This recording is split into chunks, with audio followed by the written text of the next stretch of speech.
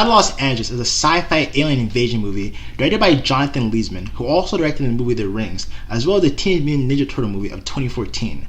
The movie follows a squadron of U.S. Marines who are sent into Los Angeles to fight back the invading alien army, as well as to rescue any civilians that they come across. The member of the squadron with the most expertise is Staff Sergeant Michael Nance, who is played by Aaron Eckhart, and he's a familiar face for me because he played the President of the United States in one of my favorite action movies, Olympus Has Fallen. In addition to Michael Nance, there's also Corporal Kevin Harris, who is played by Neo, and I had no clue that Neo acted, so it was nice to see him in this film.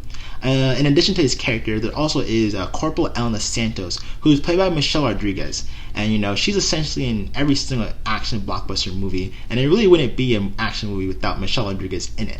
And lastly, the last notable character or familiar face that I saw in this movie was Michael Pena, and we've seen him in a lot of films, such as Scott Pilgrim vs. the World, as well as Ant-Man, and he even got his own standalone Netflix movie called Extinction, which I unfortunately have not been able to see yet.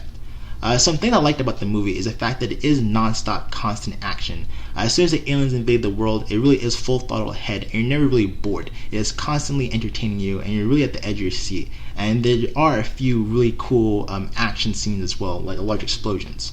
Although I do give credit for it not being boring or and for it being very entertaining, the movie does make use of quick, choppy edits that make the action sequences relatively hard and confusing to follow. There are times where you're just looking at the screen confused as to what you're actually seeing, and it's very easy to get lost in the quick edits, which isn't good at all. And this is made worse by the fact that the movie also makes use of shaky cam, which if you don't know anything about shaky cam, watch the movie Cloverfield, and you see why it's generally frowned upon by moviegoers. It really just makes the movie really confusing and hard to follow again, which again is not good in an action movie. In addition to that, the characters are very one-dimensional and flat. They really do lack depth, and they don't really provide any substance to the movie, and they're very cliche. It feels as though the movie writers kind of threw characters in there just to have characters in there just for the sake of it. You don't really care what happens to a lot of the characters, which isn't good for an action movie where the stakes are supposed to be very high. So for these reasons, if I had to rate Battle Los Angeles on a scale of 1 to 10, I'd probably give it a 5 or a 5.5.